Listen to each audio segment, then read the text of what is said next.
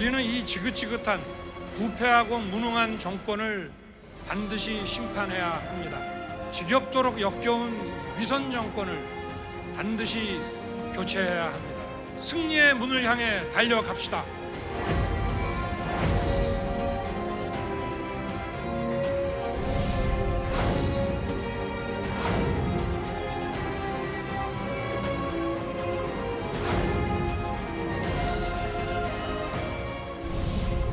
민생 그중에서도 경제 문제는 아무리 강조해도 지나치지 않은 국가의 과제입니다.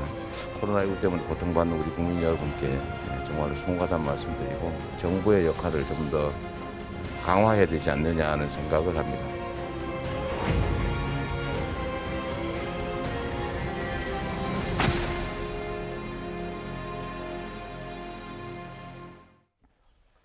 예, 오늘 뉴스탑10은 바로 여기부터입니다. 1위가 바로 나왔습니다.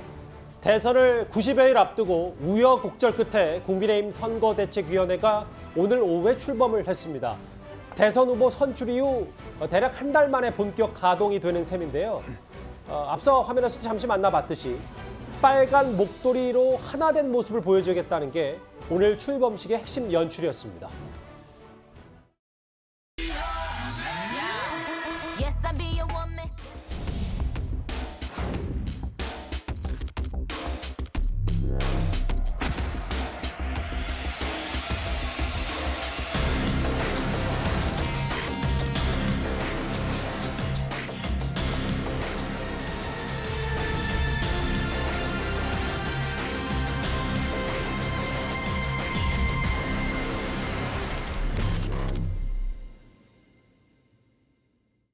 예, 그러면 윤석열 후보의 오늘 메시지도 들어보겠습니다. 과거 정치 참여 선언 때, 또 후보 수락 연설 때와 마찬가지로 윤석열 후보 다시 한번 정권 교체를 강조했는데요. 한번 들어보겠습니다.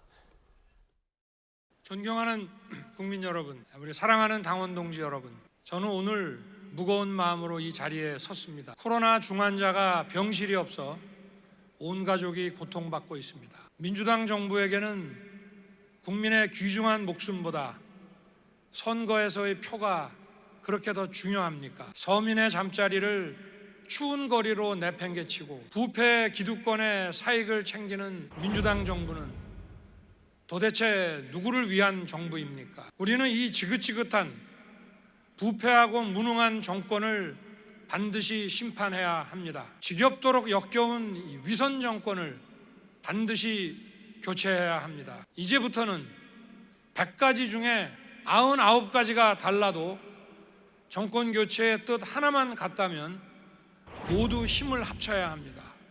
저와 함께 우리 당과 대한민국을 확 바꿉시다. 역겨운 위선 정권이다라는 비판 수위 꽤 높이 시작을 했습니다. 이현정 의원님. 네. 여러 메시지가 있는데 특히 일단은 오늘 그 갈등이 최고조였던 이 선대위 구성에서 봉합은 일단 된 셈이다. 100가지 가운데 99가지가 달라도 정권 교체 뜻이 하나 같다면 힘을 합쳐야 된다. 이게 오늘 윤석열 후보가 오늘 출범식에서 하고 싶은 메시지였던 겁니까? 그렇죠. 그러니까 통합의 메시지를 던진 건데요. 지난번에는 10가지 중에 뭐 9가지 이야기했었는데 훨씬 늘어났습니다. 그만큼 어떤 면에서 보면 작은 차이가 있더라도 어떤 함께 할 수 있다라는 뜻인데요. 이거는 뭐냐면 그러니까 윤석열 후보가 닥치고 있는 이 정권 교체의 어려움을 아마 상징하는 것 같습니다. 예. 왜 그러냐면 윤 후보 본인도 사실은 현 정부에서 검찰총장을 한 분 아니겠어요? 자, 그런데 지금의 의회 권력, 행정 권력, 지방 권력 모든 것들이 사실 민주당이 압도적으로 갖고 있습니다. 국회 의석만 하더라도 민주당이 압도적으로 갖고 있고 지금 뭐 지방자치단체는 더 심하죠. 예. 지방의회도 마찬가지입니다. 자, 이런 상황에서 이제 정권 교체를 한다는 게 얼마나 어렵겠습니까? 그렇다면 현 정부에 반대하는 모든 사람들이 모여야지만이 사실 이게 가능하다. 특히 이번 선거는요. 예전같이 다자구도가 아니라 사실상의 양자구도입니다. 양자구도에서 야당이 이기기 위해서는 어떤 면에서 정말 티끌 하나로 다 모아야지만이 승리할 수가 있는 거거든요. 예. 바로 그 지점을 이제 강조하는 것 같습니다. 즉 100가지 중에 99가지가 달라도 정권 교체 뜻만 같으면 하나로 힘을 합쳐야 된다. 이 이야기는 정말 당내에 있는 세력뿐만 아니라 앞으로 예를 들어서 안철수라든지 김동연이라든지 어떤 모든 세력과 함께해야지만이 가능하다라는 지향점을 오늘 강조한 게 아닌가 생각이 듭니다. 그 단합이라는 메시지를 저 국민의힘의 상징색 빨간 목도리로 좀 표현을 해서 오늘 여러 출범식에 준비를 한 것 같더라고요.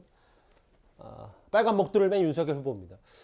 김종혁 국장. 그런데 어찌됐건 잠시 뒤에도 만나볼 김종인 비대위원장이나 혹은 김병준 위원장도 다 어쨌든 포용을 했기 때문에 윤석열 후보가 첫 번째로 리더십 테스트는 통과한 셈입니까? 통과를 굉장히 잘했다고 생각이 들어요. 왜냐하면 이제 그동안에 그 국민의힘을 지지하는 분들은 지난주에 얼마나 조마조마했겠어요. 야, 이러다가 무슨 선대 출범도 안 되고 예. 울산까지 내려갔는데 저기서도 만약에 뭐 타협안이 만들어지지 않으면 그럼 어떻게 되는 거야? 뭐 이런 우려를 많이 했을 텐데 그냥 이준석 대표와의 어떤 화해뿐만이 아니라 거기에다가 김종인 그 총괄 선대본부장까지 그 전화 통화를 통해서 전격적으로 이제 보면 모든 사람이 이제 화해하는 그런 모습을 보였잖아요. 예. 그런 면에서 보면 왜 극장골이 가장 짜릿하잖아요. 반전의 묘미가 있는데 예. 행사를 보면 그리고 오늘 저 행사 행사 한번 보세요. 저 젊은 친구들이 붉은 목도리 메고 춤추고 그다음에 20대 청년들이 나와서 연설을 하고 그다음에 뒤에 또 이제 서 있는 젊은 청년들 다 컨셉이 다 짜여져 있는 그런 모습이란 말이에요. 예. 근데 저게 지난 금요일 날 이루어졌던 극적인 타협과 오늘 행사, 미리 준비되어 있던 저 행사가 마저 떨어지면서 제가 보기에는 시너지 효과를 엄청 냈고 그런 면에서 보면 굉장히 성공적인 선대위 출범을 했다 이렇게 얘기할 수 있을 것 같아요. 첫 리더십 테스트는 통과를 잘했다 이렇게 보시죠. 그렇죠. 예.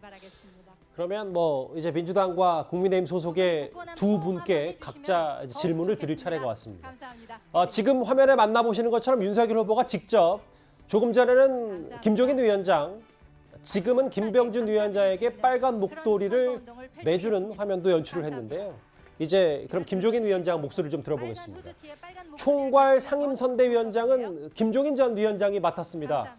김종인 위원장 오랜만에 윤석열 후보를 치켜 세웠는데요. 한번 들어보겠습니다. 존경하는 국민 여러분, 국민의힘 당원 동지 여러분, 우리는 지금 무능하고 부패한 문재인 정부를 심판하고 벼랑 끝에선 민생과 경제를 되살리며 공정과 상식의 기준을 바로 세울 새로운 정부를 구성하기 위한 대장정의 출발점에 섰습니다. 문재인 정부가 쫓아내려 안달했던 강직한 공직자가 공정과 정의의 상정으로 지금 이 자리에 우리와 함께 하고 있습니다. 제가 윤석열 후보에게 갖고 있는 믿음이 국민 여러분이 갖는 믿음과 결코 다르지 않을 것입니다. 윤석열 후보와 국민의힘은 시대의 사명인 정권 교체를 반드시 이루어낼 것입니다. 코로나 사태로 인해 가지고서 경제적으로 황폐한 사람들을 갖다가 어떻게 소생시킬 수 있느냐 하는 그것이 아마 1호 공약으로 나갈 수밖에 없을 거예요. 민생과 관련된 이런 중요한 그 부분들을 저희가 공약으로 또 국민들께 보여드릴 생각입니다. 지난주까지만 해도 김종인 위원장 와도 걱정 안 와도 걱정 꽤 말들이 많았었는데 조금 전에 연설에서는 김종인 위원장이 윤석열 후보 꽤 치켜 세웠습니다. 국민의힘에서는 정권 교체 가능한 당으로 만든 장본인이니까 엄청난 힘이 될 것이다라고 언론 인터뷰를 했는데요. 상대당인 이동학 의원님은 이번에도 김종인 위원장 마법이 통할 거라고 보십니까? 어떻게 생각하세요? 지금 윤석열 후보가 가지고 있는 내공과 보여줬던 여러 가지 언급들, 그동안의 본인의 생각들 이런 것들을 김종인으로 덮을 수는 없다고 생각합니다. 그래서 이 김종인 위원장이 와서 뭔가 국민의힘의 새로운 희망을 좀 불어넣고 사실 그 역할은 윤석열 후보가 해줘야 되는 것이죠. 그렇다고 해서 국민들이 지금 이 그림을 반문재인 연대로 인식을 하고 있고 실제 이 안티적인 이 의미가 좀 더 강하고 새로운 희망을 얘기하는 것에는 그렇게 별로 희망을 갖고 있지 않습니다. 그런 측면에서 그동안 윤석열 후보가 그동안 보여줬던 것들 그리고 앞으로 또 선대위에서 자기가 주인공이기 때문에 그런 차원에서 이 발언의 무게라든가 이런 것들이 굉장히 가볍게 나타날 수 있다고 보는데요. 그런 것들을 숨기기는 쉽지 않아 보입니다. 반문. 그 이상 그 이하도 아니다 이 말씀이시군요. 그렇습니다. 이현정 의원님. 그런데 오늘 그 출범식 전에 한 라디오 인터뷰에서 김종인 위원장이 코로나로 황폐에 대한 민생부터 살려야 된다. 거의 첫 일성으로 이 코로나 혹은 경제 얘기를 또 한번 꺼냈거든요. 그렇죠. 이게 이제 예전에는 뭐 경제민주화 이야기라든지 뭐 상법 개정이라든지 그런 이제 평상시 때는 그런 이제 부분들을 많이 강조를 해왔는데 예. 김종인 위원장이 이번에 이제 이루어 던진 게 바로 경제 회복입니다. 왜 그러냐면 이게 사실은 내년 3월 9일 선거라는 게 뭐 보시면 알겠지만 코로나가 이제 어느 정도 극복될지 모르겠지만 이 코로나 이 전국의 후유증을 어떤 면에서 보면 이 다음 정권은 그 문제를 가장 먼저 맞닥뜨릴 겁니다. 예. 이 코로나라는 게 한 2년 동안 지속이 되면서 우리 사회의 어떤 계층 갈등, 또 양극화, 그다음에 어떤 이 소상공인들의 몰락 이런 여러 가지 이제 사회적 상황들을 던져준 거 아니겠습니까? 결국은 이거를 어떻게 하면 잘 극복할 수 있을 것인가가 아마 많은 국민들 내리 속에는 그런 그 기준을 가지고 아마 이제 후보를 선택할 것 같아요. 예. 즉 내 삶이 이제 어떻게 하면 이 밑바닥에서부터 다시 상승할 것인가, 경제가 다시 살아날 것인가, 부동산 문제로 지금 많은 분들이 고통을 겪고 있지 않습니까? 그런 부분에 대한 이제 강조점들을 이제 이야기를 한 것 같습니다. 즉 지난번에 이재명 후보 같은 경우는 1호 공약으로 이제 디지털 경제에 대한 이제 이야기를 했다라면 김종인 위원장은 예전에 본인이 했던 경제 민주화 이런 것들 일단 대신에 코로나로 인한 이 극복을 어떻게 할 것인가 이 화두를 던짐으로 인해서 이제 본격적인 어떤 면에서 보면 내년 대선에 가지고 있는 정책적 프레임을 제시했다. 저는 그렇게 보고 있습니다. 선대위 내부 움직임은 좀 이도하 변호사님께 여쭤보는 것도 편할 것 같아요. 실제로 잠시 뒤에 나올 테지만 상임선대위원장은 김병준, 이준석 애초에 좀 낙점이 됐었고 이번에 원톱으로 총괄 선대위원장이 김종인 위원장이 오면서 이른바 김종인 계라고 하는 뭐 금태섭 전 의원이나 혹은 윤희숙 의원도 합류할 가능성에 대해서는 꽤 높이 가능성을 보고 있더라고요. 예, 권성동 사무총장의 발언을 주목하면 될 것 같은데요. 예. 공식적인 입장이라고 저희가 받아들이면 될 것 같습니다. 근데 권성동 사무총장의 발언에 의하면 그 금태섭 전 의원도 합류할 가능성이 크다. 그리고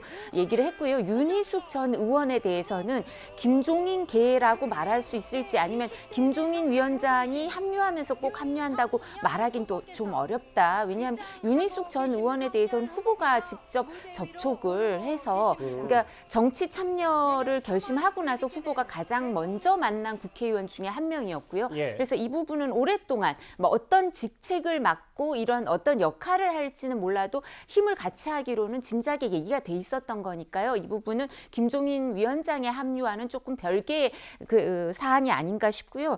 총괄 선대위원장이 있으면서 총괄 상황본부장으로 임태희 전 대통령 비서실장이 오는데 고용노동부 장관도 했고 비서실장도 했고 그다음에 또 이분이 이제 행시 출신의 삼성 국회의원이죠. 그래서 그리고 또 우리 당에서 이준석 대표가 당 대표가 되고 나서 당은 어떻게 하냐면 대선 공약 개발 위원회를 만들어요. 예. 이 위원회의 공동위원장이 김기현 원내대표, 그다음 임태희 전 실장 이 두 분이 위원장을 했어요. 그래서 그 임태희 의원이 오기 때문에 이분이 사실은 정책 지금 우리 당에 있는 대선 그 공약을 대부분 임태희 위원장이 이걸 봐놨기 때문에 이 역할을 할 거고요. 예. 이 밑에 종합상황실, 전략기획실, 정무대응실, 정세분석실 알겠습니다. 이 4개 정도가 생길 겁니다.